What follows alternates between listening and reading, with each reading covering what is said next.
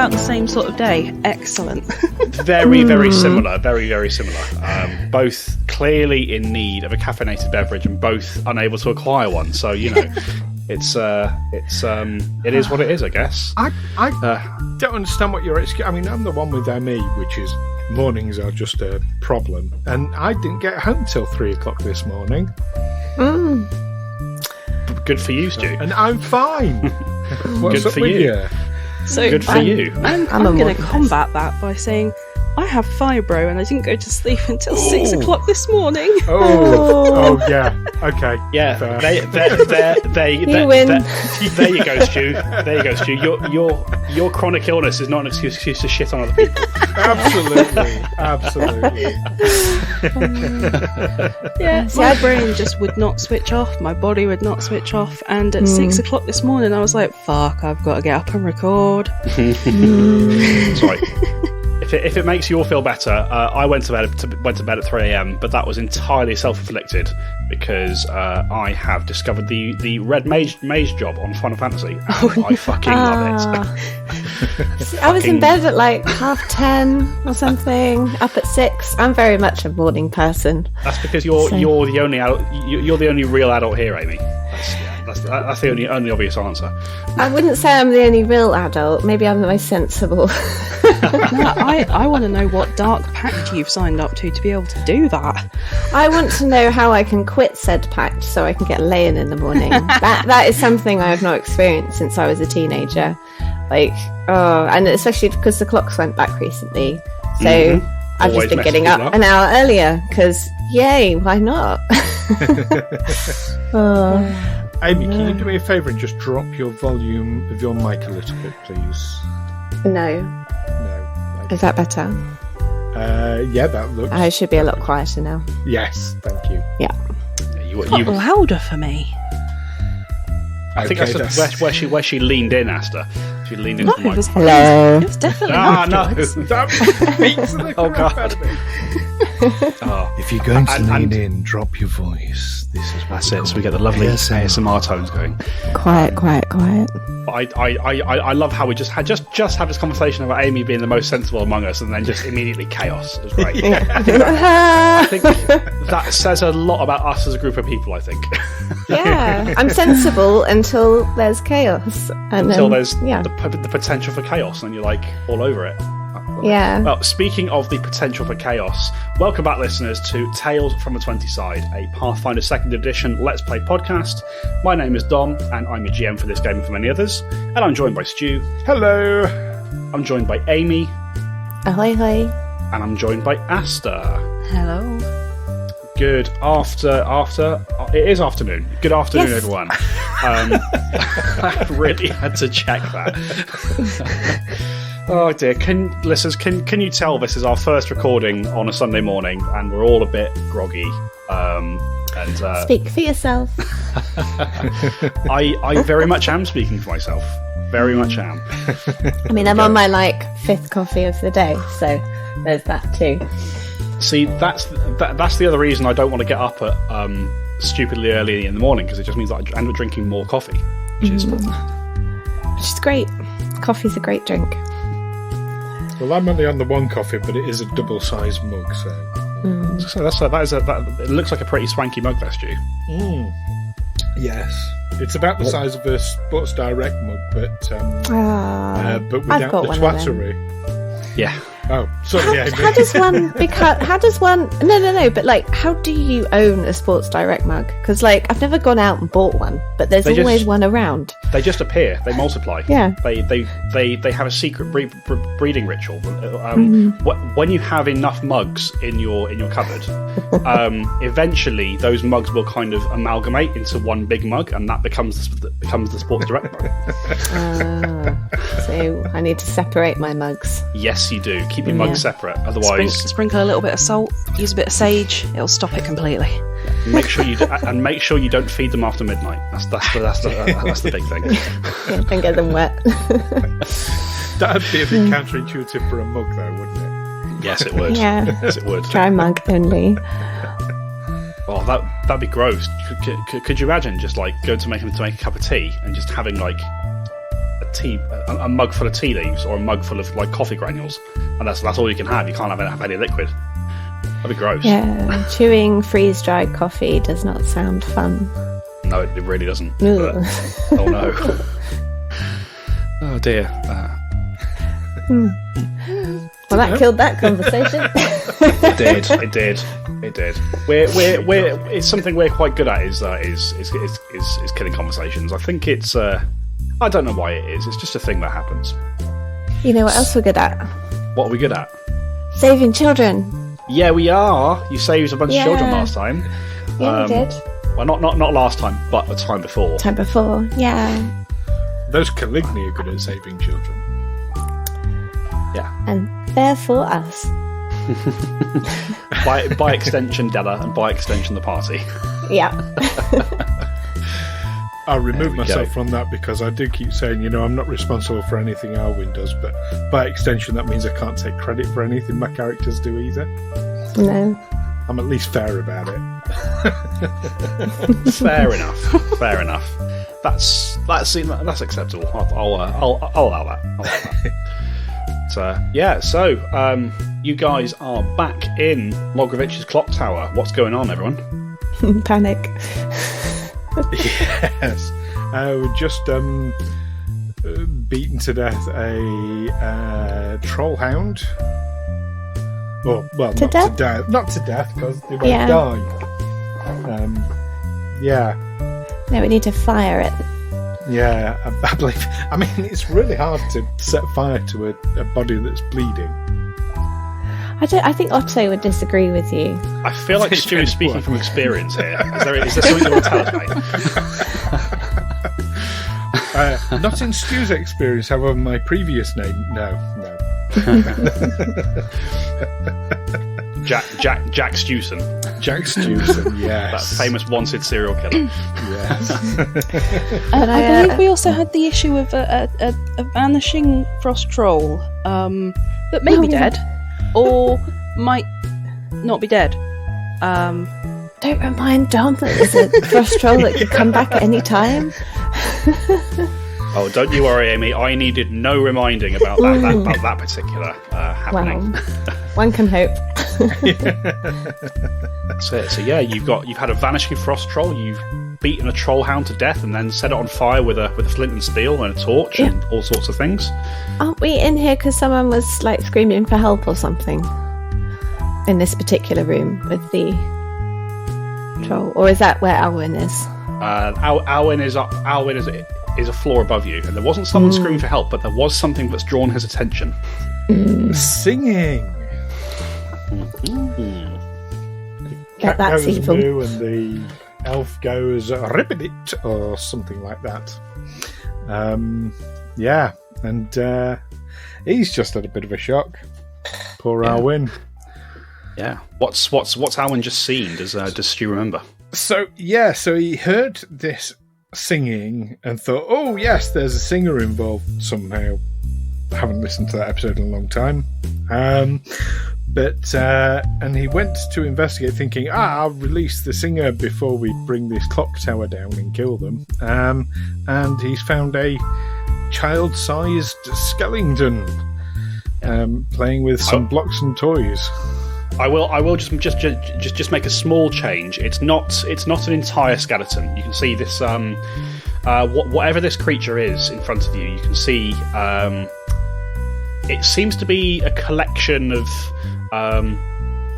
sort of scraps of child toys. That there's wooden blocks, scraps of old blankets, marbles, a couple of buttons floating around. All swirling around within this sort of ragged blue dress, and on top there is actually a small animal skull. I didn't make that clear last time. Possibly the skull of a cat or perhaps a dog that's sitting atop this creature's head. Upon being disturbed as it was playing with some wooden dolls, it let out an exclamation of shock and called for somebody known as Granny Nan, who you don't know who that is. But that, I think, is a good place to jump back into the game, unless there's anyone else wants to add. They'll suddenly become invincible, and that'll last until the rest of the game. She has. Sadly, it is momentary. It lasted in that 1 second that she said it, and what was that? Never anymore. She has a brief feeling of power, and then it's gone to do. Can I just comment as well that Alwyn has done the one thing that he said he wasn't going to do anymore, which was left the party and run ahead. Yeah, I think I'd have learned from last time. You'd think so, or the last times. Yeah, it was literally like, well, technically not the last encounter, but pretty close to. When we started last game, I made an offhand comment about sort of seeing how this plan was going to survive contact with the enemy, and Stu made a joke that it's not the enemy he's worried about, it's contact with the party, and that has proven to be so true. Yeah. Plans are not your strong suit. I think you would agree in me saying that.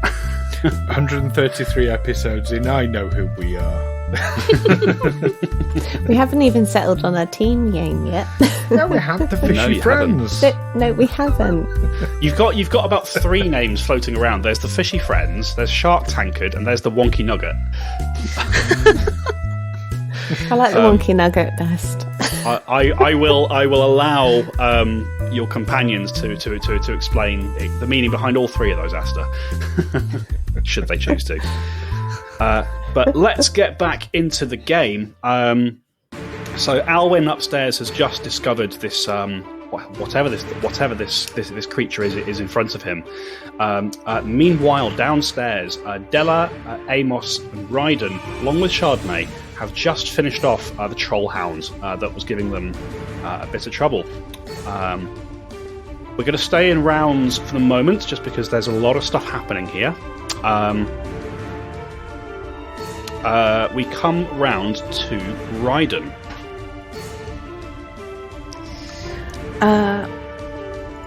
So we've managed to set fire to the Troll Hound. Yes, you can see that the Troll Hound is beginning to boil and bubble. You can see this regeneration ability appears to have stopped.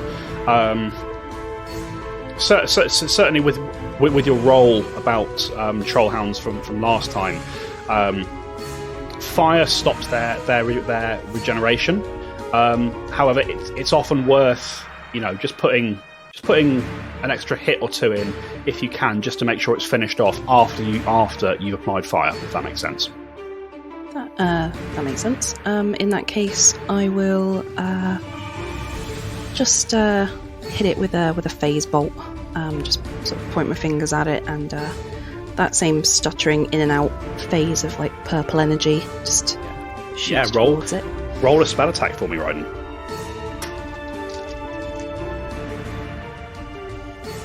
That is a dirty 20. Dirty 20, very nice. So you streak out with this phase bolt. It doesn't have to travel very far, as you are standing next to the body at the moment. And as the phase bolt strikes it, you watch as the Troll Hound's head pops like a balloon, sort of spraying the room with blood and gore as it does so. Perhaps important for Ryden's benefit, you notice that the stump of the head does not begin to regenerate. It still seems to be suppressed by the fire. You have one action left, should you wish to use it, or talk to your companions, or that sort of thing. I will use my remaining action to look incredibly disheartened that my clothes are now filthy and covered in Trollhound gore. And, well, he won't be asking that question again, will he? That's me. There we go. All right, end of Ryden's turn. That brings us round to Brother Amos. We have no Darren this week, so I'm just going to say He is going to. He's sort of waiting for you guys to figure out what you're doing next. He's going to delay his turn for the time being. Meanwhile, upstairs, Alwyn, you watch as this strange creature before you, having just shouted out, "Granny Nan, we've got visitors!" You watch as this individual, the wooden dolls clattering to the ground beneath it, sort of drifts up. So its eye level is kind of level with yours. Looks at you, Alwyn, and says, "It's been a long time since I've had somebody to play with. Won't you stay and play with me?" And Alwyn, as it does so, this creature, you're not sure if it's intentional or not, but it seems to drift towards you, and the mouth of the skull opens and it attempts to bite you, Alwyn. Wonderful. And it rolls a natural 1. Yay! Does it have a name? It does, but you don't know it. Let's see if it fumbles. It does not fumble. Rolled a 6 on its fumble dice. So it's sort of to your eye, Alwyn. This doesn't look like an attack. It just opens its mouth and sort of drifts towards you. It gets a bit uncomfortably close, and then you sort of just sidestep it, and it drifts past you. The creature turns, looking confused, cocks its head to one side. "Oh, you're mean. I only want another child to be like I am. Come and play with me." It's going to try and do the same thing again. Doesn't roll much better. Again, just sort of drifts past you, wax on, wax off, just whoosh, whoosh every single time. And as it drifts past you a second time, it turns towards you. "Oh, you're mean. I only wanted you to play with me. Why do you have to be so mean?" And you start to hear, Alwyn, this sound of sobbing coming from almost all around you. And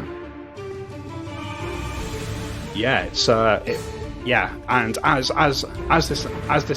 this happens, you find your brain beginning to fog up a little bit. Nothing happens immediately with that, though. End of that creature's turn. It's Della. Yeah. Downstairs. Right. So the troll thing looks dead. Oh yeah, at this point, its head has exploded. It does not appear to be regenerating.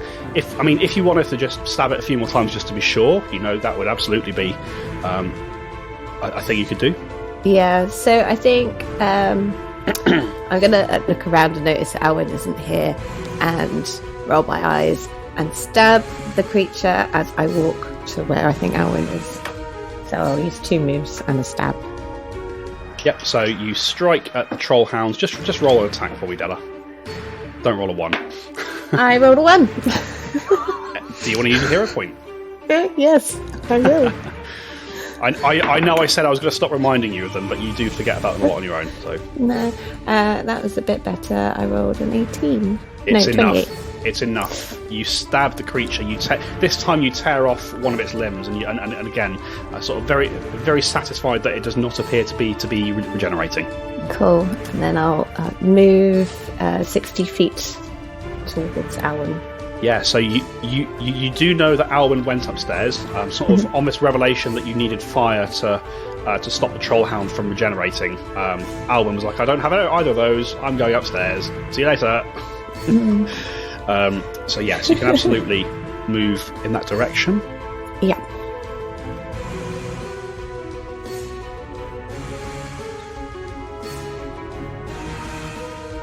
The floor.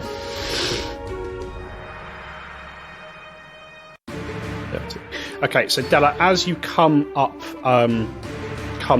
the stairs, they sort of spiral round.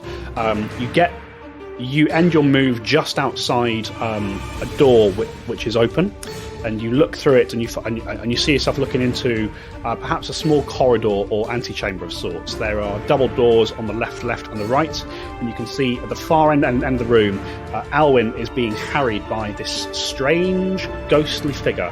Well, not ghostly figure, this strange skeletal figure in a blue dress that seems to be drifting toward and past him.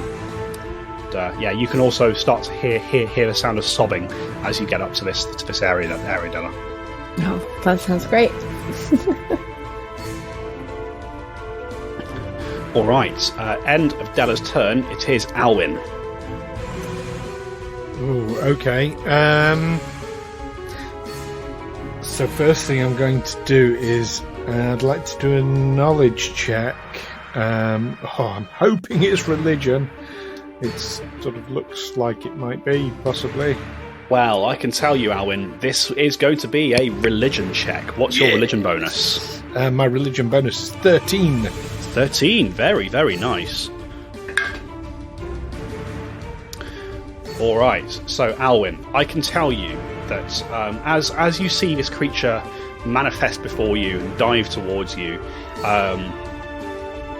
you recognise this immediately from an old nursery rhyme that you heard when you were much younger. This is a creature known as an attic whisperer. It is essentially the lingering spirit of an abandoned child who died due to neglect or the absence of their caretakers. These creatures are generally animated by a strong power of loneliness. And with your critical success there, Alwyn, I'm happy to tell you 2 things about them. What would you like to know? If they have any kind of abilities, what their nature is, that kind of thing. The first thing I'd like to know is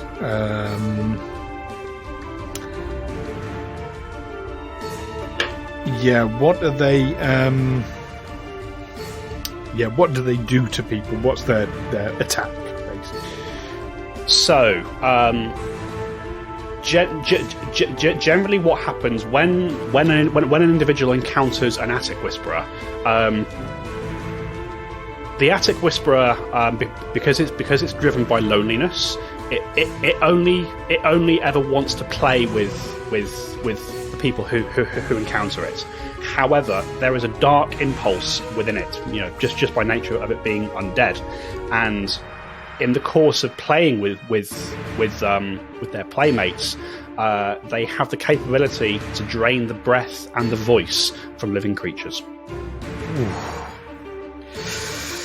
Okay. I'll tell you one more thing about them if you like. How does one put them at rest? So, although they are undead and they appear to be bound in the same way that ghosts and spirits are, that really they're probably more akin to a construct, in that the only real way to the best way to put them at rest and release a spirit is just to destroy the creature in front of you. Okay.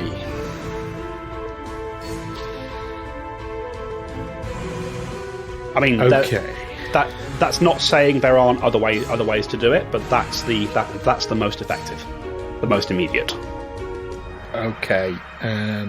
So with his remaining 2 actions, because Alwyn, as much as he's horrified, perhaps by the appearance of this thing, and it's. I forgot to add, Alwyn.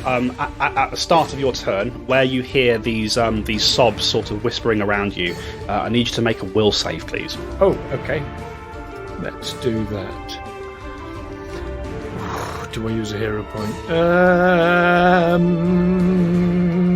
Yes, I rolled a 4.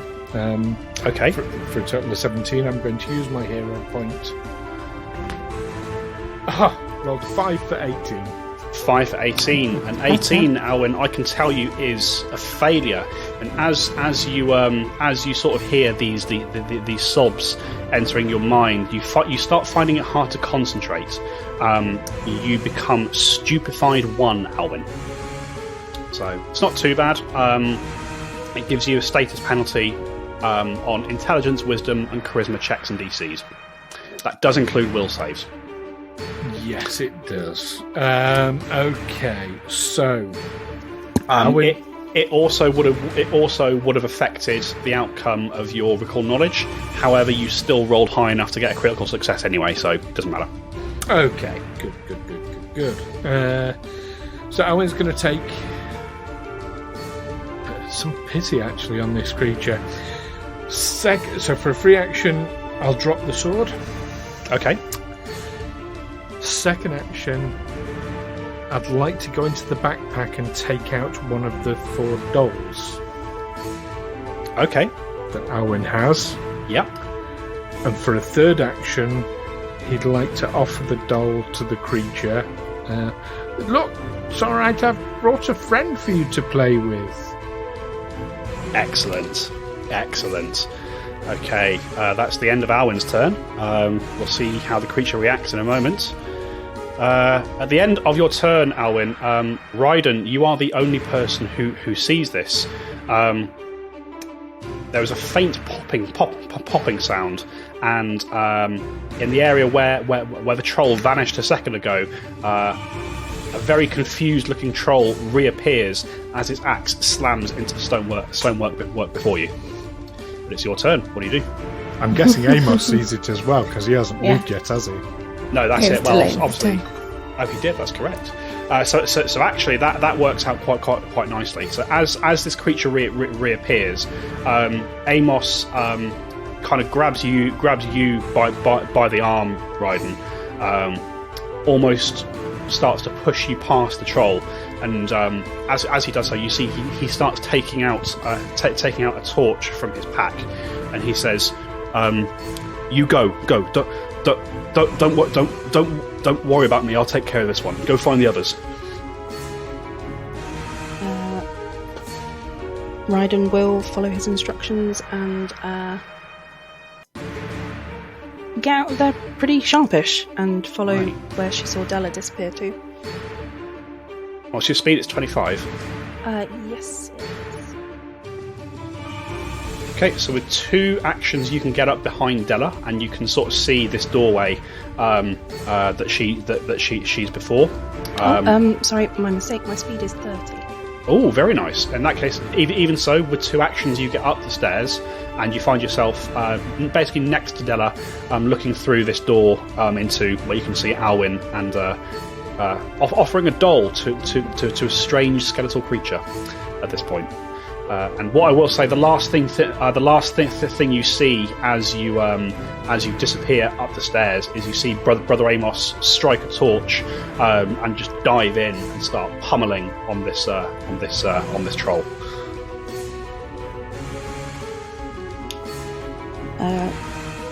Do I have anything left? You've got 1 action left.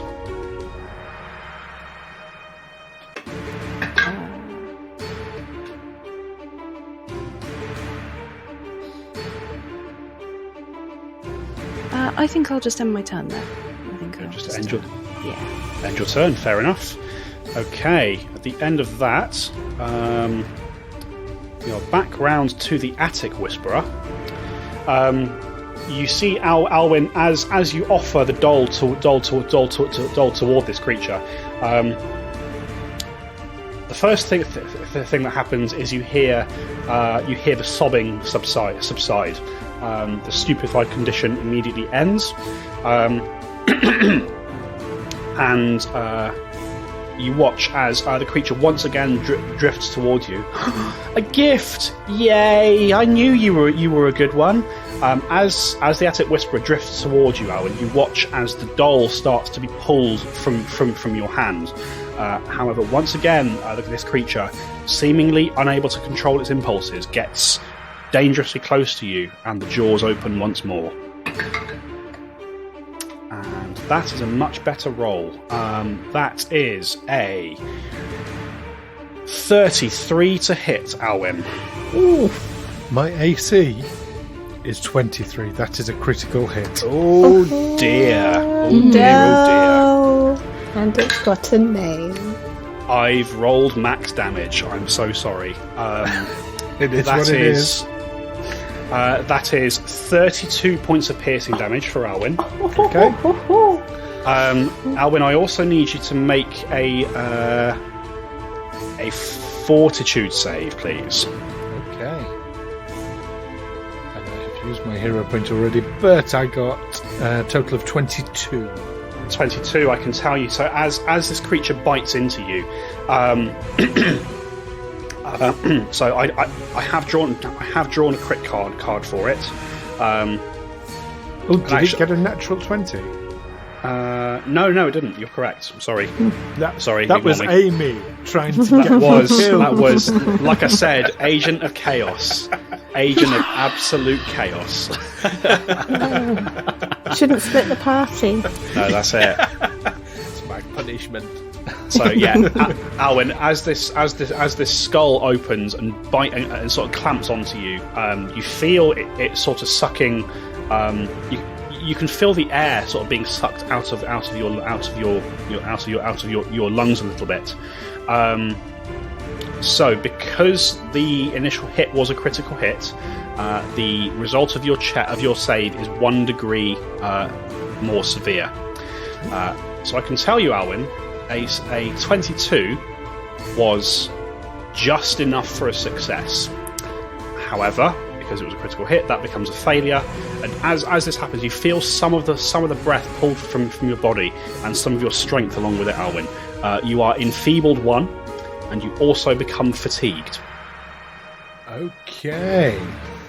And you sort of as the creature pulls back, you sort of cough and wheeze, just trying to catch your breath that just isn't there, it seems. And do you release the doll? Oh, absolutely. I wasn't planning on keeping hold of it. All right. So so you watch as the doll is pulled into your body. It is pulled from your hand. It starts to swirl among this collection of detritus in the creature's body, and with a gleeful "Yay! Evija has a new toy! Granny Nan, look!" And you watch as the Attic Whisperer drifts past you, Alwyn, for its second action. And for its third action, it opens one of a sets of double doors off to the east. That ends its turn. It's Della. Okay. How far is this creepy child from me? This creepy child is 10 feet from you, Della. Okay, I'm gonna stroll up to the creepy child. I'm gonna say, playtime's over. I'm gonna stab it. All right, okay. Ooh, 30. A 30, Della, is a critical hit. Yeah. No, that's a lie. It's not. It's not. Aww. Sorry to get you excited there. It is a regular hit. Oh, I did get excited there. Oh, you agent of chaos doll. Rocks fall, everyone dies. Yeah. I take it I don't have sneak attack. You do not. It's moved away from Alwyn. Okay, which would have provoked an attack of opportunity if you wanted it. Which no, I won't take because A, I'm not holding a sword anymore, and B, I didn't actually want to attack the creature anyway. Yeah, fair enough.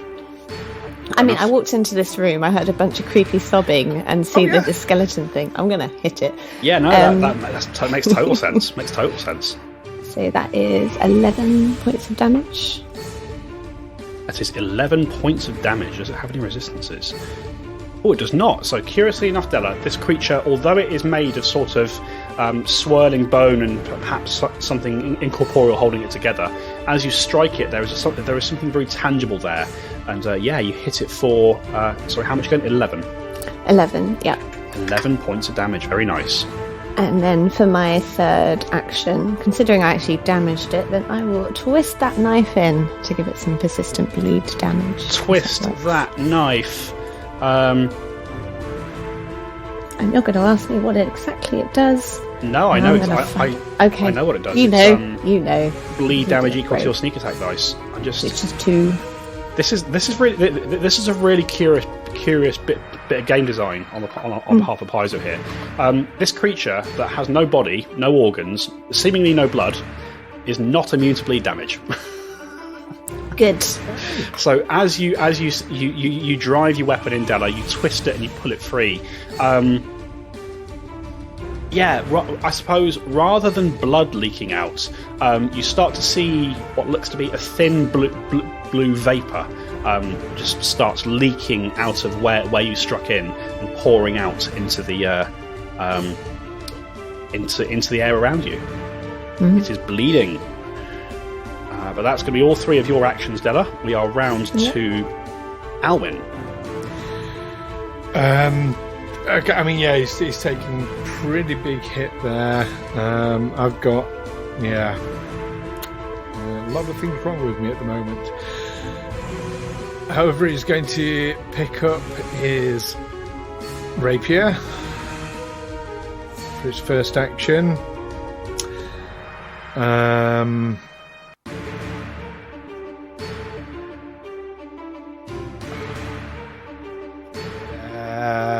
He's going to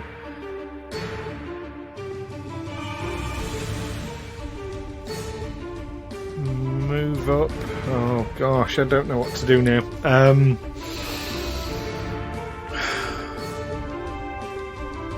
Let's kill this creepy doll. The thing clearly attacked him as he was giving a doll. Whether it meant to or not, it took a hefty bite out of him. Yeah, and you did mention they've got a thread of inherent darkness about them, so he's going to move up next to Della. Can I do that with a single action? You absolutely can. And with his final action then... So, sorry, do you want to move next to Della, or do you want to move into flanking? Oh, if I can get him to flanking with Della, yes. You absolutely can. That would be the better option, definitely. And with the final action, and the cry of, "I'm so sorry, but you're nasty," he's going to poke it with the +1 striking rapier. All right, roll the attack there, Alwyn. With -1 because you are enfeebled. That's interesting. Path Builder didn't reduce it down by -1. Okay, interesting. Oh, is it because rapiers are a finesse weapon? So rapiers are a finesse weapon. So I think you can add dex to hit. Oh, and I do use dex because that's much higher than my strength. Oh, there you go. Then in that case, it's barely even affecting you. Let's not say that. It's vexing quite a lot. And with a 2 on the die for a total of 17, that's pretty naff. That is pretty naff, even with Della providing a distraction there. You dive in, the creature twists at the last second, and once again, "Hey, you're being really mean. You gave me a gift."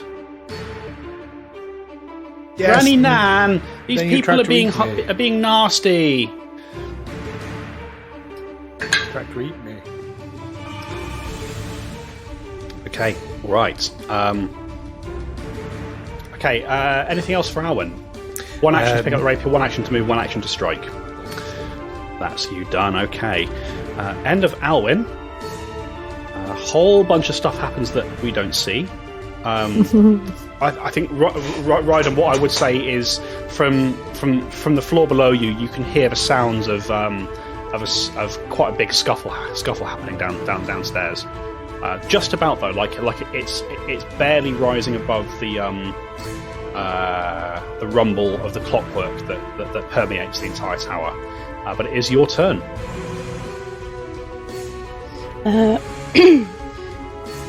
Ryden sort of glance back a little bit, but then shake her head and focus on what's going on in front of her with this strange entity.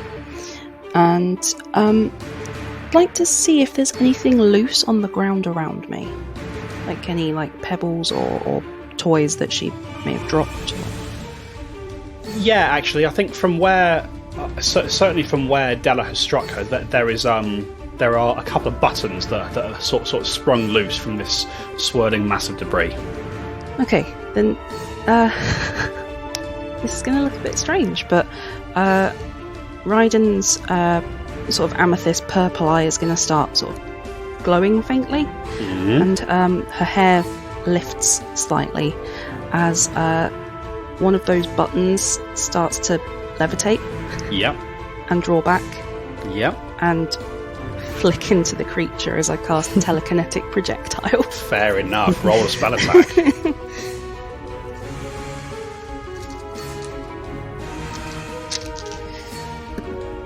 Ooh, that is a natural 20. Again? Ooh. Bloody hell. Yay, spell crits. You know, Asta, you're really not doing any disservice to this theory that all your dice are weighted. I know. It's like people have started speculating my dice are either weighted or I'm just some sort of eldritch being, and I'll let them think what they want. There we go. All right. So, Ryder, roll damage for me. Oh my god.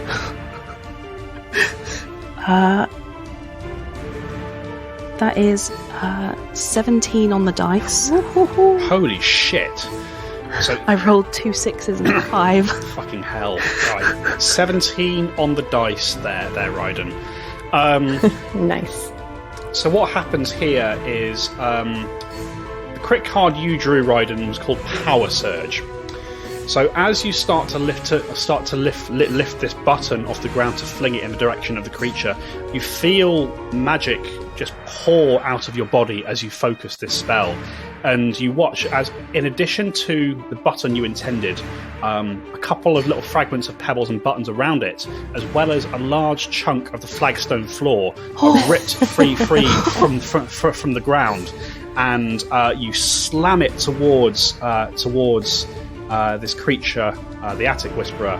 Can you triple your damage, please, Ryden? Oh, wow. What's that, like 40 something? 51? 51 points of damage. Oh, plus 4. Spell modifier, so 55. 55 points of damage. Almost enough to kill the creature outright. Oh my god. Is the modifier not tripled as well? Yes, it is. No, you're correct. Oh. So actually... What, that's a 60 something? 62. Yeah. Oh my god. What is this power?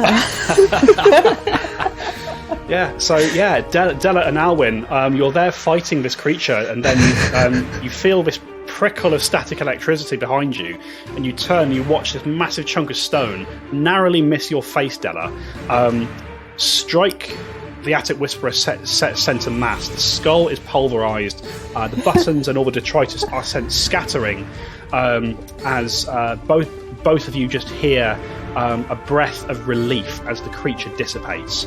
However, this chunk of stone slams heavily into the double door next to where it was. Okay, and the door rattles in its hinges. But yeah, as the dust settles, you see that Avija, the Attic Whisperer, appears to be no more, and there was a collection of all sorts of things littering the ground where it was a moment ago. One action left, Ryden.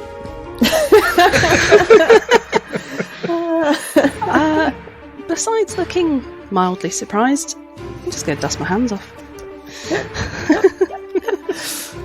63 points of damage from a cantrip, ladies and gents. Welcome to Pathfinder. With buttons. With buttons. With a button, you're damn right. Yeah. Do you want us to pick up all the buttons for you so you've got a pocket full of them? That would be amazing. Yeah. I will say, as Della watches this creature just disintegrate in front of her, amidst the buttons, I'll tell you what you and Alwyn see. Oh yes, treasure. Hopefully. Hopefully. I mean, we are still technically in initiative, so we will see in a moment.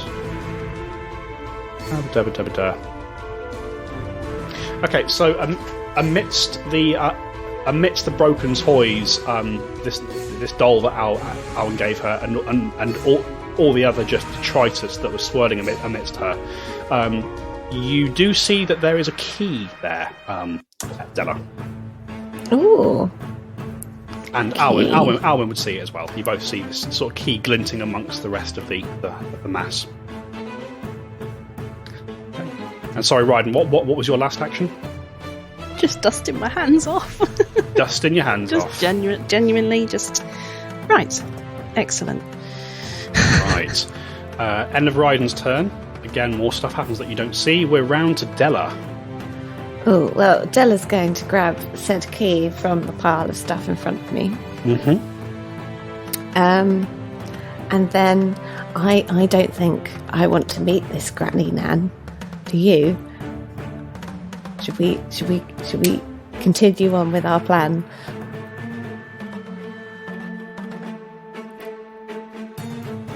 We don't know if Granny Nan's someone we should be rescuing. I doubt it. This is the person who thought that Lord Igorin might not be evil. You thought this little skeleton evil child thing wasn't evil. Didn't even think to ask the question, but you asked Ryden if they're evil. She wasn't evil, she was a tortured soul. Anyway, let's not argue, because that doesn't go well for us. Let's. I think we should go and continue our journey to stop this Clocktower thing. We've made too much noise as is. And I'll start walking to out where is it? I need to get to some stairs. Yeah. So I tell you what, we can drop out of initiative there for you guys if you wish, just to make this a bit more freeform, a bit easier for you. Okay. Della, before you go, do you remember what was said about the singer that Logrovich had captured? Della probably remembers. Amy doesn't. Were they due to be singing in a thing in a few days' time or something, and then they got missing? Yes. Right? Well, shouldn't we find the singer? Did you hear sing? Would you like me to remind you what Solvig told you? Yes, please. So Solvig told you that the famous Chelish opera singer Barclay Belvorica basically had been captured by Logrovich because white dragons are, among other things, they are surprisingly cultured. However, whilst they enjoy things like music and art, they think that it should be only for their benefit. So when Barclay Belvorica arrived in Irison, I think he had a show planned at the Frost Hall Theatre. I think after he performed there, he was captured by Logrovich before he could leave. Basically, Solvig has asked you to rescue Barclay if you can. So he has confessed that he feels guilty. He felt guilty asking you this because it's more of a personal request. As someone who loves the arts himself, he thinks it'd be a great loss if Logrovich were to keep Barclay tucked away forever.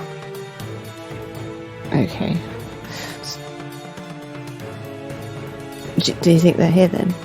Well, where else would he if Logrovich really appreciates the arts, he's going to keep him close, isn't he, so he can sing to him.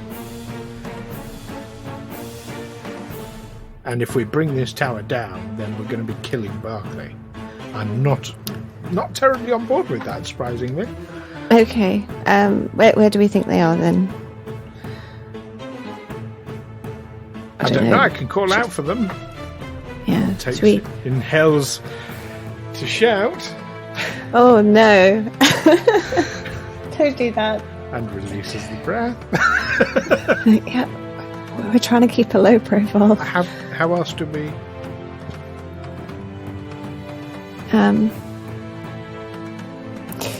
Is there like a popular song that Della can like sing a couple of bars on that would have an obvious response? Make is performance a skill in Pathfinder still? Yeah, it is. Yes. Let's have a performance check. 14? 14. No, 15. So you start racking your brains for a popular song, and you do think of a couple, Della, and I'll let you imagine what they might be. But as you start singing them out, you find that basically the noise in this tower, the rumble of this clockwork is so loud that you would have to basically shout to get above it. The only reason you're really able to talk to each other is because you're so close to each other. Okay, well, that did not work.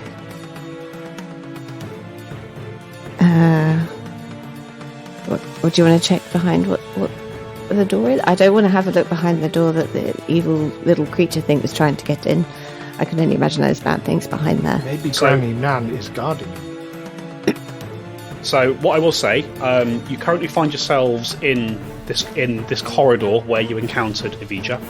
To the south end, there is a wall along with a lot of boxes and barrels that the Attic Whisperer was playing behind when Alwyn arrived. To the north is the door to the stairwell that leads back to the ground floor and also up to the next level of the tower. To the west, there is a closed set of double doors. I will say from that, as you stand near the doors, you get a strong sensation of heat coming from the other side. And to the east, there is a set of double doors which were opened by the Attic Whisperer. And you sort of look in and you see before you. There is a sort of 15 by 15 foot room. There is my note on it gone. Yeah, you can see that this looks to be a sitting room of sorts. There is a table in the northeast corner, which has quite an attractive looking glass lamp on it.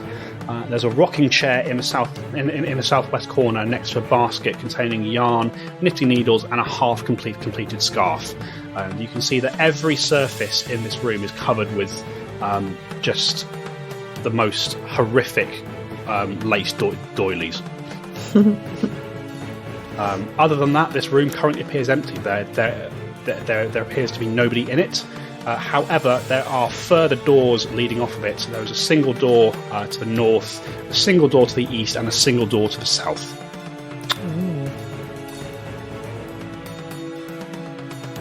Well, we can try the hot room, or we can try through here. I think through here, rather than the hot room.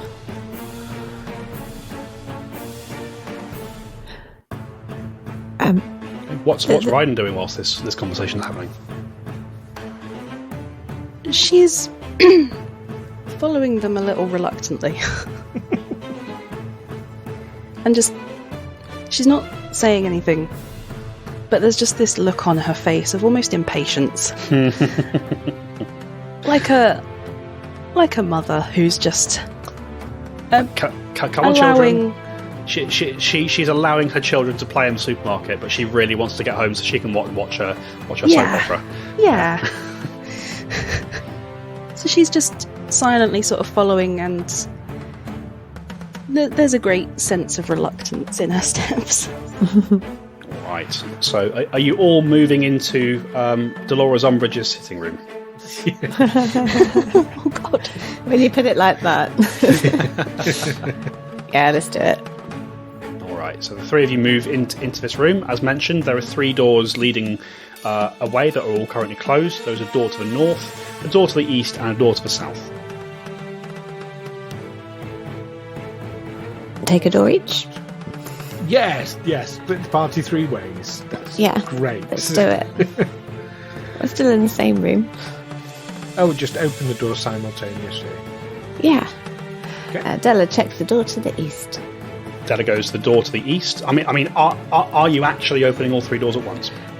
Well, Della's going to open the door to the east, so depends on what everyone else wants to do. Okay. Ryden, what are you doing? Is face palming a free action? Face palming is always a free action. Excellent. Mainly doing that. As well as crying. Crying is also a free action. Ryden's going to position herself somewhere that she might have a little bit of cover if things go wrong as the door opens. She's absolutely not opening another door. Okay, so there's not really any cover in this room. I think the best way you would get cover might be if you were to press yourself behind this rocking chair to the southwest. Yeah, I will take that stance. It's not going to give you a great amount of cover, but you know it might prevent. It might be useful. Who knows? Alwyn, what are you doing? I'll take the door to the north. To the north, okay. So Alwyn, you and Della look at each other. I assume you're planning just to open these doors. Sorry, Della, you said you wanted to check this door first. Yes. What are you doing to check it? What are you checking for? I am checking if I can hear anything on the other side. Make a perception roll, Della. 23. 23. You sort of listen in, Della, and you swear you can hear the sound of trickling water coming from inside this room. Trickling water. Maybe it's a bathroom. Open the door. Yeah, you pop your hand on the handle. You find this door is not locked, and you throw the door open, and you find yourself standing in a bathroom. You Cool. can see that to the north of the room there is a small wash basin, which is currently unfilled. To the south, there is a very rare sight, and clearly a sign of wealth. Is you find an indoor toilet to the south. And dominating the rest of the room, you can see there is a large bathtub that appears to be slowly being filled with what looks to be warm water.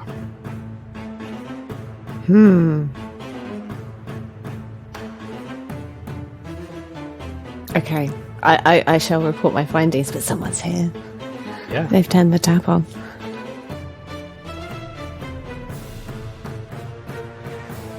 Right. So, Alwyn, whilst Della opens that door, what do you do with the door to the north? Listen at the door to the north. Have a listen at the door. Roll perception for me, Alwyn. 17. 17. I've been rolling shit this game. You've not been rolling great. That's it. Just have a little look at this.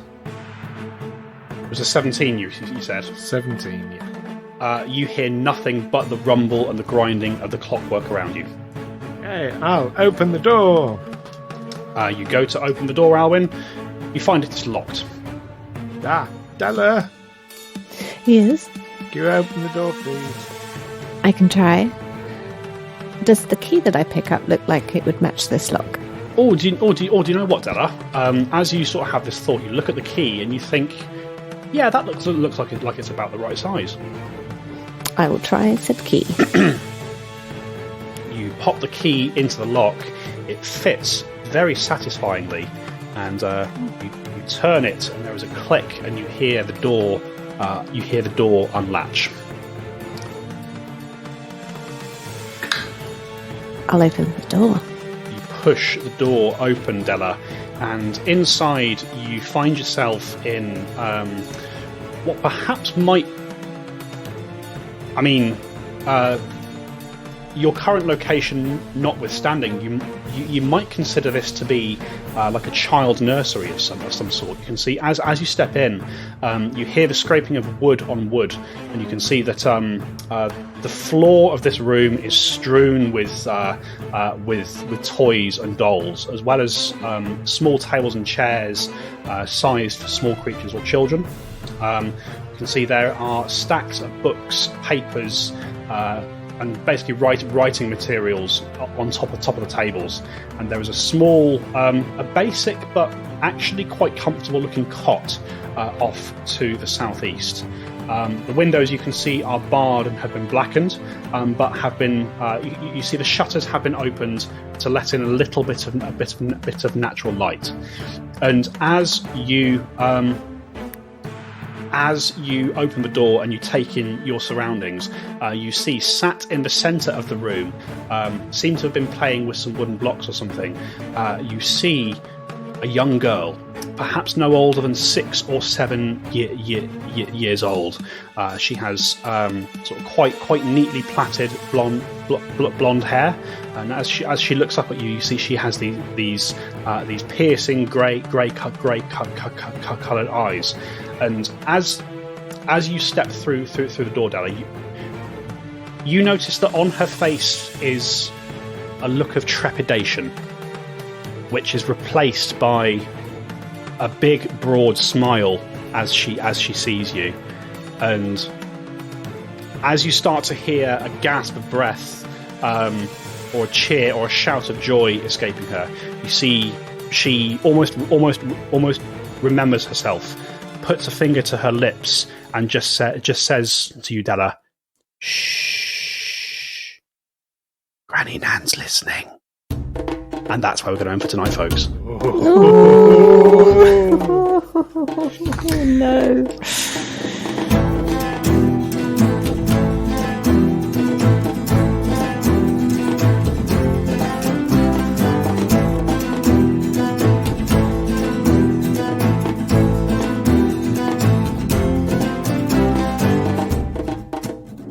Tales from the 20 Side is a Feegle Films production in association with Juicy Fools.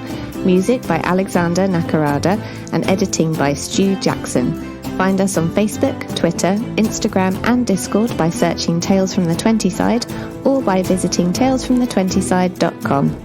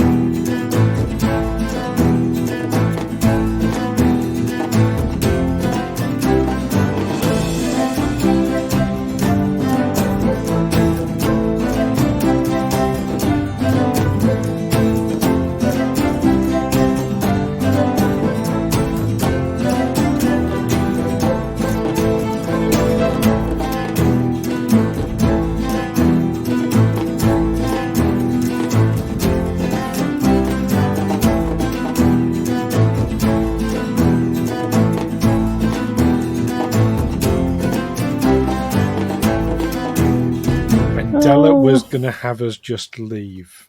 Yeah, we could have just left. Bring down the clock tower. Yeah. What we don't know can't hurt us. So it's fine. What we don't know can hurt us very, very badly. Yeah. Like the fact that Ryden conveniently has not told you that the troll is back downstairs. Yeah, that's it. That's it. Would you like to know what that crit card was, by the way? Yeah. That crit card was Time Vortex.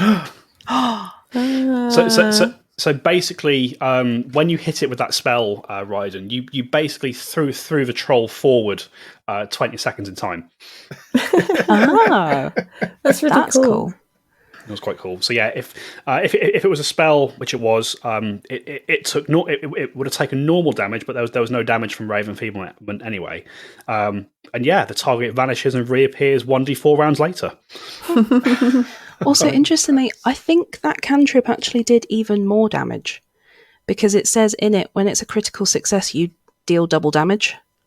So that's accounting. So normally when you hit, it's doubled. However, that crit card you drew overrides that and makes it triple. It's not. It's not doubled and then tripled. That would be disgusting. Should be allowed. Yeah, 60 damage from a cantrip. That is insane. I mean, Amy, if you want me to triple the health of everything you fight, I'm more than happy to do so. No, it's fine. Unless you can triple my sneak attack dice and I'm rolling 5 each time, that'd be lovely. There you go. There you go. Sadly, I can't do that. Mm. So Raiden has made a troll disappear, made the Troll Hound's head explode like it's on scanners, and just thrown half the clock tower at the swirling the attic whisperer. You see, we didn't need to do this whole elaborate plan. We should have just had Raiden cast telekinetic projectile on the clock tower. On the tower, yeah. Just throw a tower at the dragon. I mean, at this point, I was just half prepared to just get the lock of hair, the plague mask, and all the bits out of his backpack. Just give them to Raiden and say, "Looks like you've got this. I'm off home." The professional has turned up. That's it.